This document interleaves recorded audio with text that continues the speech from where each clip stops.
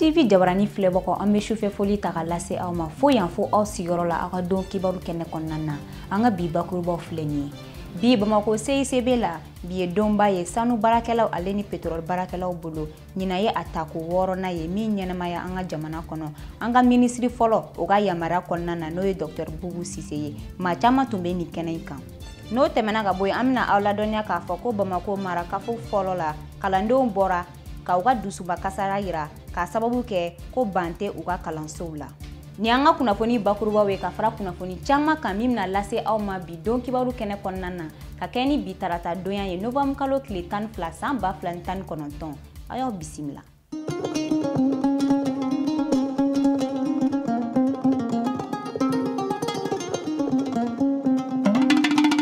aw minnu tɛ sɛgɛn an filɛli la jamana kɔnɔ ani jamana kɔ kan an bɛ foli lase aw ma ko kuratu aw ni timinadiya I n'a fɔ n y'a fɔ aw ɲɛna kunnafoni daɲɛ kumabaw la cogoya min na bi ye don kɛrɛnkɛrɛn ye min ɲɛnɛmaya la an ka jamana kɔnɔ ɲɔgɔn lajɛba min bɛ Bamako n'o ye CICB ye bi ye sanu barakɛlaw ale ni pétrole barakɛlaw ka don ye ɲina ye a tako 6nan ye n'a ɲɛnɛmaya la an ka jamana kɔnɔ an ka ministre fɔlɔ fɛ n'o ye Dr Boubou Cissé ye maa caman tun bɛ nin kɛnɛ kan aw ka jabarani so olu ma to kɔ a ko la Awa Adama Kulibali fo ka taa se Bakari Kone ma olu tun bɛ kɛnɛ kan o ye min sɔrɔ an ka jɛ k'o lajɛ bi partenaires caman bɛ yan nɔ dugu wɛrɛ mɔgɔw bɛ yan n'a ye jateminɛ Sénégal bɛ yan Niger bɛ yan Burkina bɛ yan nɔ donc olu mɔgɔw fɛnɛ bɛɛ nana lajɛ in na n'an y'a lajɛ hali commissaire de la CEDEAO o fɛnɛ nana nin lajɛ in na an ka ministres bɛ kɛnɛ in kan an dɔnnen don dɛ mais dɔnniya ka tɛgɛfa fara kan k'a dɔn an yɛrɛ ka baara ye min ye k'a dɔn an ka muso minnu bɛ togoda la minnu n'a bɛ fɔ zone minière olu ka baara ye min ye sabula an y'olu caman wele ka na u kana exposition kɛ komi aw yɛrɛ ɲɛ b'a fɛnw na tabali kan donc u fɛnɛ ka ye u ka dɔn parce que n'u dɔnna partenaire caman bɛ yan nɔ u bɛ se k'u ka kow ta fɛn min ka ko bɛ ta ba la o la parce que n'a tora k'a fɔ ko min mɔgɔw tɛ faamuyali k'a ko la donc n'a fɔra min an yɛrɛ ka jamana n'i ye jateminɛ kɛ Mali kan Mali ye jɔyɔrɔ 3nan a bɛ fɔ min ma ko 3e producteur mondial sanuko baara la Mali ye o jamana de Mali ye jamana ba ye jamana min richilen don sanu na sanu bɛ nɛgɛ bɛ sɔni lithium o fɛnɛ bɛna bɔ sɔni yɔrɔ dɔ la n'a bɛ fɔ o ma ko Buguni pétrole o b'an fɛ yan nka an ja farinyalen tɛ k'o baara daminɛ mais a baara bɛna daminɛ sɔɔni donc Mali ye jamana min dugujukɔrɔla nafa ka bon dugujukɔrɔfɛnw na donc n'a fɔra ko nin bɛɛ bɛ mine kɔnɔ nin bɛɛ y'an ka sɔrɔfɛnw dɔ ye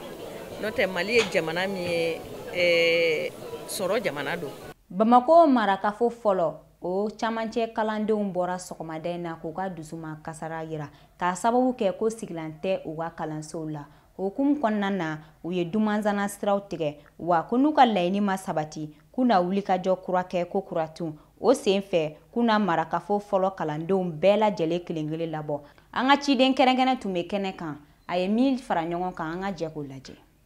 an ka Bamako kafo gale commune 1 sira matarafabaw ye dusuma kasayaba sɔrɔ bi sɔgɔmada in na k'a sababu kɛ u taara sɔrɔ sira tigɛlen mun ye fa bɛɛ lajɛrɛlen fɛ nin ko in sababu sɔrɔla lycée public Filidabo Sissogo min filɛ nin ye Jumanzanakaw fɛ yen ale kalandenw ye fa bɛɛ lajɛrɛlen kɛ mankan ye bi k'u sennɔ da ka wulikajɔ ni ginda sabati u ka dusuma kasaya k'a sɛbɛkɔrɔ jira ko ban tɛ Filidabo bilama la ko kalandenw de bɛ to colo la kabi lakɔli taara fɔ sisan vraiment panti yan nɔ gɛlɛya b'an ekɔlidenw kan kosɛbɛ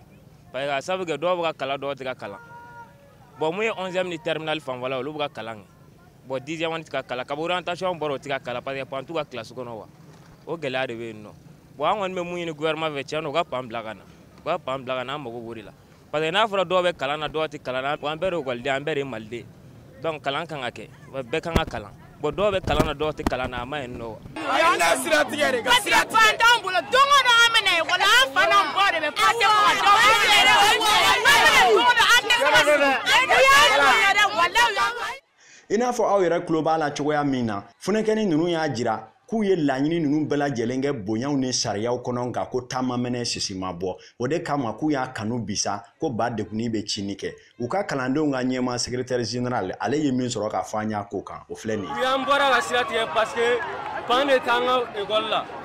a mɛnna an ye lettre bɔ ka taa la mairie yɛrɛ la commune yɛrɛ la mairie la o mun ye mairie principale ye ka f'u ɲɛna pan t'an bolo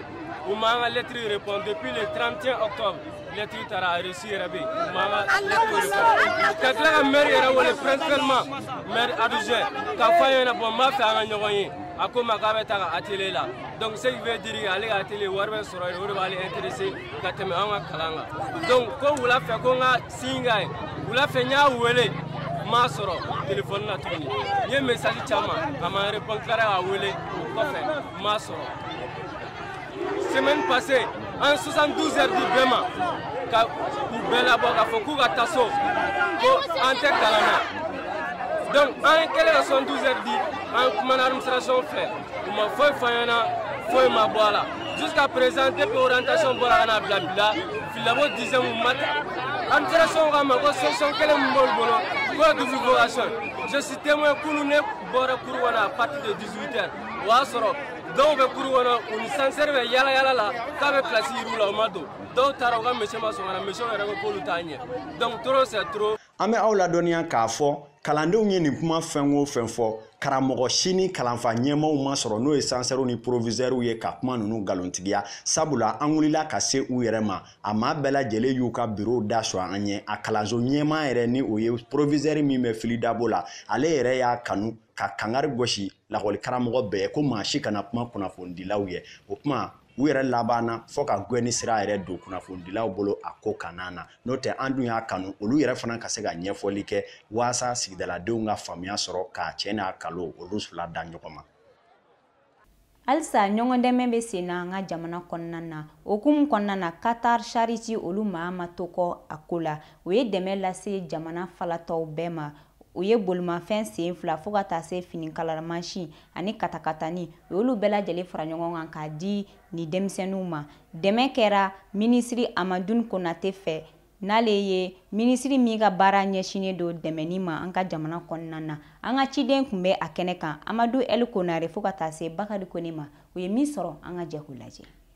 dɛmɛ ye waati bɛɛ lajɛlen ye ŋaniɲumantigi bolo o de hukumu kɔnɔna la Qatar Charity jɛrɛjɛkulu maaw y'a kanu dɛmɛ ni kɛrɛfɛdɛn kɛlɛli kalo hukumu kɔnɔ ni ka nin dɛmɛ belebele ta ka ɲɛsin an ka jamana faamaw ma dɛmɛ ngofɔta ninnu bɛ tali kɛ subahana mansinw na minnu bɛ sɛnɛ kɔ a kɔrɔ don kosɛbɛ maa lujuratɔ minnu bɛ yen olu ka yɔrɔlɔtaw fana bɛ se ka nɔgɔya cogo min na ani kalalikɛ mansinw o ni o maɲɔgɔnlaw n'a ɲɔgɔnna caman ka taa se fana bolifɛn wɛrɛw ma minnu bɛ an ka maaw dɛmɛ u ka baara la u ye nin dili ninnu bɛɛ lajɛlen ta k'a kalifa an ka minisiri min ɲɛsinnen don dɛmɛ ani kɛrɛfɛdɛn kɛlɛli la ni o ye Amadou Konate ye baara ninnu bɛɛ lajɛlen kuncɛlen kɔ ale yɛrɛ ye ɲɛfɔli k'an ye a ko ɲɛ kan. Qatar Charity ni anw cɛ Mali la teriya min b'an cɛ bi teriya tɛ yanni Qatar Charity yɛrɛ ka sigi Mali la u ka Croix Rouge n'o b'o wele Croissant Rouge ani Mali tɔn caman kun bɛ baara kɛ ɲɔgɔn fɛ u n'anw bɛ baara kɛ ko damadɔw de la a fɔlɔ ye min ye ka dɛsɛbaatɔw lahinɛ filanan ye min ye ka anw dɛmɛ ka yatimɛw ta yatimɛ minnu talen don kulu fila don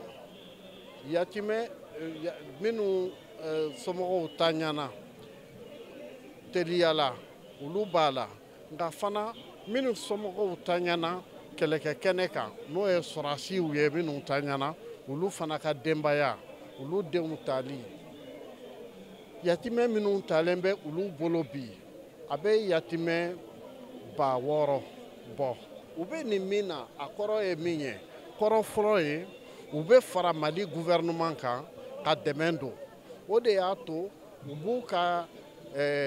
dili u b'a bɛn ni mois de la solidarité ye a kɛra ten salon a kɛra ten ɲina dili in kɔnɔ suman dili bɛ ka dɔgɔya u bɛ k'an dɛmɛ ka kalandenw ta k'an dɛmɛ ka yatimɛw ladon k'an dɛmɛ ka baara misɛnkɛlaw ninnu ka baarakɛminɛn d'u ma minnu fana n'u bɛ se baara damadɔw la nka musakaw t'u bolo k'a daminɛ u b'an dɛmɛ ka fɛn di olu fana ma. Bamananw b'a fɔ ko bonya bɛ mande bonyamasegin bɛ mande nin dɛmɛ min taara ka ɲɛsin nin lojurabaatɔw ni dɛsɛbaatɔ wɛrɛ minnu ma u m'u ka nisɔndiya dogo cogo si la u ye mun sɔrɔ k'a fɔ foli ni nisɔndiya la an ka jɛ k'o lamɛn. Nisɔndiyara bi kosɛbɛ kosɛbɛ Qatar Charity ye dugu de d'a ma an bɛ se k'a fɔ u ye dugu de d'a ma donc du 66 ekɔliso b'a la dɔgɔtɔrɔso b'a la ji bɛ yen kɛnɛyaso bɛ yen misiri bɛ yen vraiment an b'a fɔ o ye dugu de ye k'a di ma ko n k'a di n ka dugu mɔgɔw ma minnu n'a ka kan minnu bɛ degun na ni ji donn'u kan ni taayɔrɔ foyi t'u bolo vraiment foyi tɛ ne fɛ bi fo foli kɔ k'a fɔ vraiment ala k'u sara ala ka a tɔn an kɔnɔ ala ka barika don u ka baara la a bɛna di minnu ma fana ni ala sɔnna a b'u nisɔndiya a bɛ diya u ye vraiment a diyara au nom de la commune de Ngabakɔrɔ droit n bɛ foli kɛ Qatar Charity ye u ni ce u ni baraji ala k'u ka baara taa ɲɛ. Bon ne kɔni a diyara ne ye kojugu parce que u ka dɛmɛ fɔlɔ a ye n nafa comme dɛmɛ fɔlɔ ye n nafa olu yɛrɛ y'a ye dɛmɛ fɔlɔ ye n nafa donc u ye dɛmɛ filanan kɛ n b'u fo kosɛbɛ n b'u barika da u ni ce u ni baraji ala k'u mɛn u ka baara la ala k'u dɛmɛ u ka ɲɔgɔnna caman dɛmɛ minnu bɛ a nafa la a besoin kɔnɔ quoi. Nisɔndiyalen don n kɔntannen don n sewalen don n tɛ se k'a fɔ ka ban quoi a sewa hakɛ bɛ mun na n tɛ se k'a fɔ ka ban quoi ni n ko bɛna fɔ n bɛ dɔ de fɔ a la n tɛ se ka bɛɛ fɔ an bɛ dugawu de kɛ ala ka ɲaga d'an ma ala k'u mɛn an kɔrɔ k'an ka jamana dɛmɛ. An bɛ aw ladɔnniya k'a fɔ nin t'a siɲɛ fɔlɔ ye Qatar Charity maaw ka dɛmɛ ta ka ɲɛsin an ka jamana ma sanga n'a ka waati u se ye fɛn o fɛn ye u b'o kɛ an ka Mali ye u ka baara taalen o hokumu kɔnɔna la u ye nin min kɛ nin ye sen in na a yira k'a fɔ a nafolo kasabi miliyari dagosi bonyana kosɛbɛ. DCAF ye cakɛda ye min ka baara ɲɛsinnen don lakananiko dɛmɛni ma u y'u ka daw yɛlɛ Bamako faaba la kɛrɛnkɛrɛnya la marakafo 4 la DCAF n'ale kɔkɔrɔmadonba ye Royaume des Pays-Bas ye u bɛ ka baara kɛ an ka jamana kɔnɔ ɲina ye a san 10nan ye sisan u y'u ka daw yɛlɛ faaba kɔnɔna na a koromokarili kɛra sɔgɔmada in na a ma kɛ minisiri kɔ minisiri min ɲɛsinnen don jamana wɛrɛ koɲɛw labɛnni ma an ka jamana kɔnɔ fo ka taa se NFTV ciden ma u ye min sɔrɔ an ka jɛ k'o lajɛ. Ni cakɛda DCAF n'ale sigilen bɛ Suisse jamana la a bɛ ka baara kɛ jamana 70 de la a y'a ka daw yɛlɛ an fɛ Bamako yan marakafo 4nan la u bɛna taa ɲɛ ka baara kɛ an ka jamana kɔnɔ lakana bunakun kan bi DCAF y'a ka daw yɛlɛ. Bi ye nisɔndiya don ye DCAF bolo ka d'a kan DCAF ka san 10 baara Mali kɔnɔ ya k'a to yɔrɔ jan o sabatila bi ka d'a kan DCAF ka bureau n'o sigilen bɛ Mali la o dayɛlɛnna officiellement ka d'a kan Mali autorités u sɔnna k'a fɔ ko DCAF ka n'a ka bureau sigi walasa a bɛ se ka surunya Mali la ya u ka baarakɛɲɔgɔnya taabolo la walasa ka se ka Mali dɛmɛ Mali bɛ jija min na lakanako la Mali kɔnɔ ani Sahel kɔnɔ ani diɲɛ fan bɛɛ lajɛlen o bɛ se ka sabati cogoya min na. A y'a yira k'a fɔ k'u ka laɲini ye fɛɛrɛ bɛɛ ka se ka ta yaasa lakana bɛ se ka sabati cogoya min na jamana kɔnɔ. A kun ye walasa lakana bɛ se ka sabati fɛɛrɛ minnu n'o bɛ kɛ sababu ye ni ka lakana sabati o fɛɛrɛw bɛɛ lajɛlen n'a bɛ fɔ ma ko gouvernance a kun ye walasa Mali bɛ se ka a yɛrɛ dɛmɛ cogoya min na o dɛmɛ bɛ taa formation na a dɛmɛ bɛ taa sensibilisation na non seulement kana tigilamɔgɔw olu sen b'a la mais également population bɛɛ lajɛlen fana sen b'a la ka d'a kan aw journalistes jɔyɔrɔ b'aw bolo lakanako la population fana n'u jɔyɔrɔ de don lakanako la an ka fanga bonda dɔw fana bɛ yen olu fana jɔyɔrɔba b'u la ka d'a kan n'i y'a jateminɛ minnu bɛ wariko ta fan kunna ani minnu bɛ kɛnɛya kunkan n'o ye sécurité santé ye hali minnu bɛ développement ale ni conditions économiques et sociales amélioration ka se ka mɔgɔw ka sɔrɔ dasiraw ka lakana ni ka se ka a ɲɛ nin bɛɛ lajɛlen bɛ don lakana hukumu kɔnɔna na. K'aw ladɔnniya k'a fɔ ko nin kɛnɛ in kan marakafo 4nan maire tun bɛ yen fo ka taa se lakana cakɛda caman ma. Nin yɔrɔ in senda fɔlɔ kɛra minisiri min ka baara ɲɛsinnen don jamana wɛrɛ koɲɛw labɛnni ma u ka ciden fɛ. N'u ye baara daminɛ précisément en 2009. Donc, il y a des caman don an ma ka taa hakilina falen lakanata sira fɛ u ye dɛmɛ fana don an ma an bɛ fɛn min wele renforcement de la gouvernance n'o ye ka dɛmɛ kɛ pour que jamana bɛ mara ka marako ɲuman cogo min na an n'u ye hakilina falen kɛ o hukumu fana kɔnɔna na bon u ye dɛmɛ wɛrɛ fana ɲɛsin Mali ma i n'a fɔ par exemple an b'a fɔ mun ma sisan réforme du secteur de la sécurité n'o ye lakana bɛ cogo min na lakana ka kan ka yɛlɛma ka kɛ cogo min na san parce que fɔlɔ lakana tun bɛ kɛ cogo min na yɛlɛma donna a ko la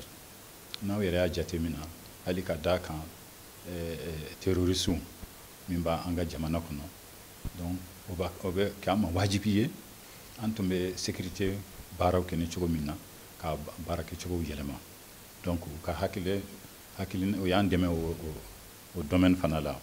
donc vraiment an n'u ye baara caman kɛ ɲɔgɔn fɛ alors le fait que u nana ka na bureau dayɛlɛ yan nɔ o b'a to baara bɛ sinsin ka taa fɛ parce que fɔlɔ u tun bɛ taa ka seginw de kɛ ne b'a fɔ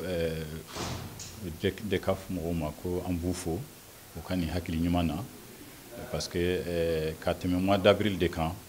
u nana u y'a yira an na k'a fɔ u bɛ fɛ ka cakɛda dayɛlɛ Mali la pour que u n'an ka baara bɛ se ka kɛ ka tɛmɛ fɔlɔ a tun bɛ cogo min kan donc o bɛnna an ma an y'an bolo n'o bila sɛbɛn na min b'u yamaruya u ka sigi ka baara kɛ Mali la donc moi je crois que fɛn ɲumanba de don ka d'a kan u bɛ baara kɛ bolofara sira minnu kan o nafa bɛ Mali kan an bɛ don min na ko bi donc an kɔni an b'a fɔ ma u bisimila u bɛ se ka dɛmɛ cogo o cogo u ka baara ni taabolo fɛ k'a nɔgɔya an b'o dɛmɛ ta ka ɲɛsin u ma ni Ala sɔnna ma. A ye DECAF bisimila an ka jamana kɔnɔ sisan cakɛda wɛrɛ nana Mali dɛmɛni kama yaasa lakana ka sabati halisa. Nin bɛna dan se an ka bi kunnafoni na NEF-TV ɲɛmaayaso ka fara Fasiri Jama kan o ye min sɔrɔ ka lase aw ma bi don kibaru kɛnɛ kɔnɔna na o de ye nin ye an bɛ foli lase aw bɛɛ kelen kelen ma aw ka ɲɛmadali fɛ Ala ka su hɛrɛ di aw ma k'anw lakana.